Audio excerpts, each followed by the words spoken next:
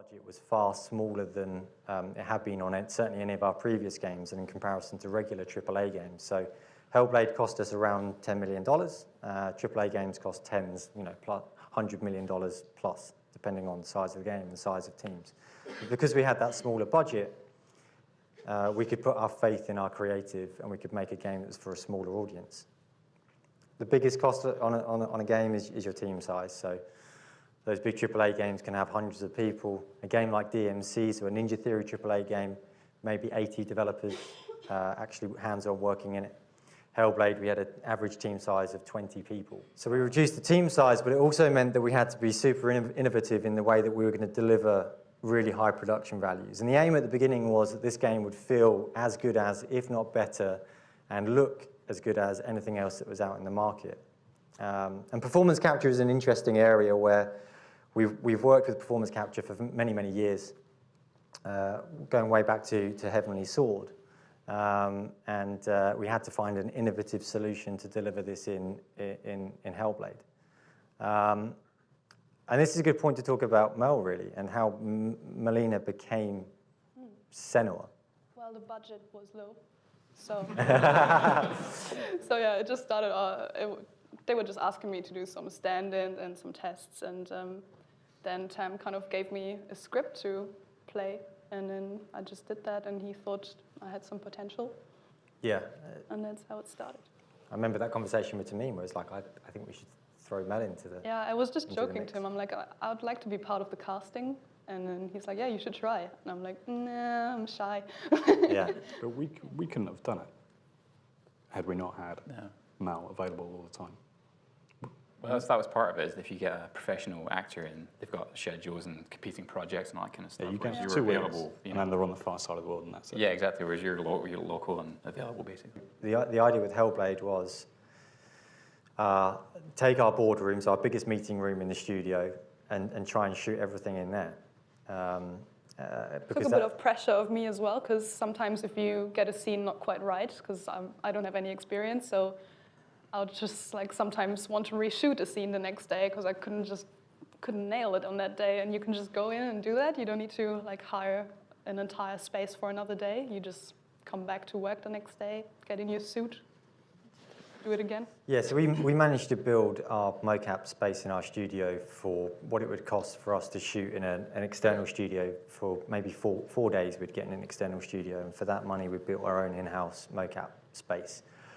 It did involve Balash, our cinematics guy, driving to Milton Keynes to pick up some wardrobe poles for us to mount the cameras on. Yeah, gym mats, properly DIY, trying to get it up and running, try and get it working, plus convincing people internally, oh no, you can still use the boardroom, it's cool, whenever you want, and slowly over time, it's just don't touch the cameras. Yeah, we moved the table Took down. over. Yeah, took it over. But yeah, I mean, what it gave us was, it gave us a really good size volume to work in. The quality of the data that we got out of it was really good. Well, I remember when it first came up, the idea of doing it, the primary concern was actually the sound. Because it's a room that's just in our office, right? Yeah.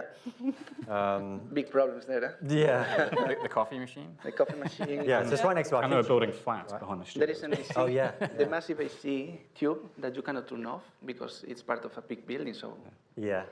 So every time we shot in there, we had to put signs up, right, everyone quiet, we had to turn vending machines off, we moved the coffee machine. Also, there's the flip side, right, though.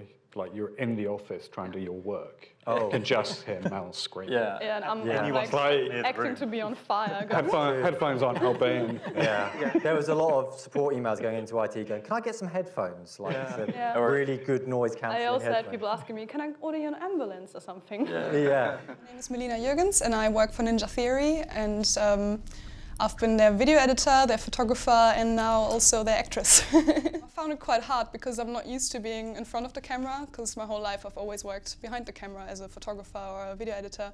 Also, I was quite introverted and shy, and I found it really hard to come out of my shell and perform in front of people. So I think that's why my first ever performance was a bit over-dramatic, because I was just so nervous that I was just yeah, I was shouting a lot, but they really liked it. But yeah, it was quite dramatic. The challenges were obviously the mental health side of things. So the character suffers from voice hearing and seeing visions. And we worked closely with a neuroscientist called Dr. Professor Paul Fletcher, and then some people that have experience with seeing visions and hearing voices. So we had meetings with them, and they told me what it feels like, and I had some lectures by the professor as well. So it was really interesting to understand the human brain a bit more and learn about that. And then, yeah, playing the character was quite challenging because it's a big responsibility to portray mental health. And I have my own experiences with it as well. Like, my father had psychosis, and I suffer from quite a lot of anxiety myself. So it wasn't so hard for me to connect with the character because I know it from my own life. But yeah, it was just a big responsibility on my shoulders to get it right, because you don't want to upset anyone that has told you their personal stories, you know. I kind of often just spend some time alone in a room and just tried different variations of how I would play the scene. And then on other days, I would just walk in and do it without even rehearsing it. So it always depended on like my mood, I guess. Like, sometimes I would just not even read the script, I would just improvise. And sometimes if I had a sad day, I would ask if we could play a slightly more sad scene today. And if I felt a bit more energetic, I asked if we could do something a bit more like a fight scene. So it was a lot like method acting, I guess. That's what you call it. And yeah, just taking my own life experiences and my own like traumas I've had in my life, for example, and then connecting them with the character and bringing them out. So if I was crying in Hellblade, like if Senua is crying, then I was actually crying as well. It wasn't just played, you know, like it was real emotions. I guess the most surprising thing to me was how much patience you need to have, because sometimes if there's like a technical thing that isn't quite going well, you have to just sit there for like 8-9 hours and with people fiddling around on you. And I was quite surprised at just how it feels like you're constantly wearing this helmet and you've got lights in your face and you can't really see anything around you because you're always blinded by the lights. And then you have audio representations taped to your ears so you can't hear anyone.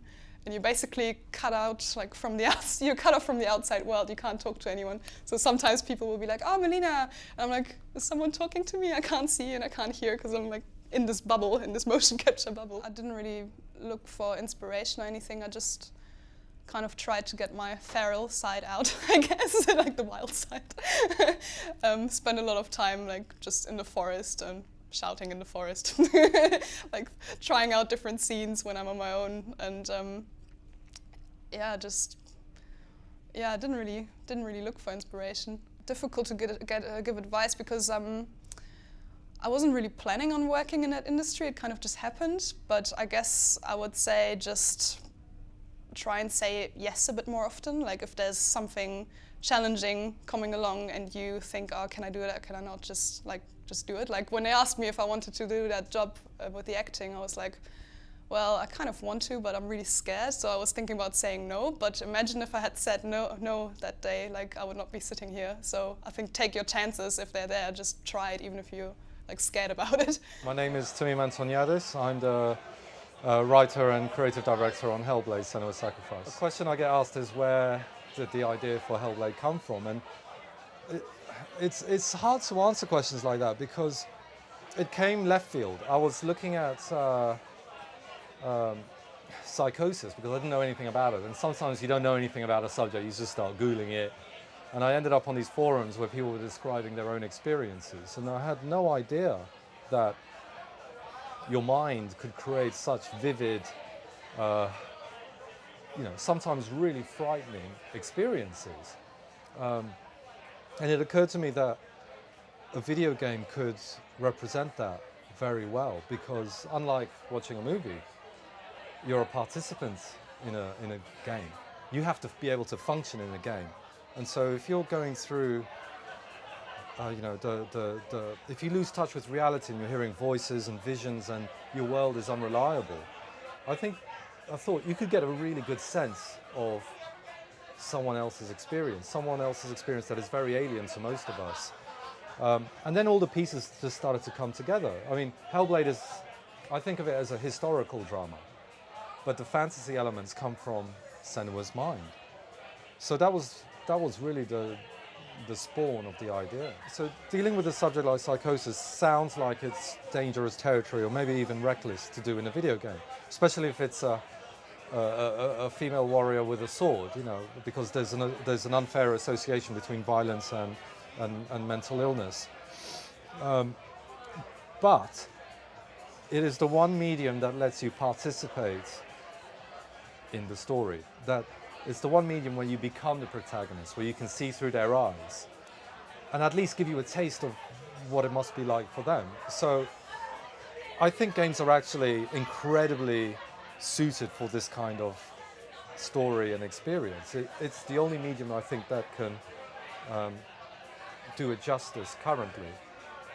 So that was what really compelled us to keep going and not make a traditional game, you know, but to make something that felt like a lived experience, which is why there's no, you know, HUD or tutorial or, you know, there's a lot of conventions that we had to break.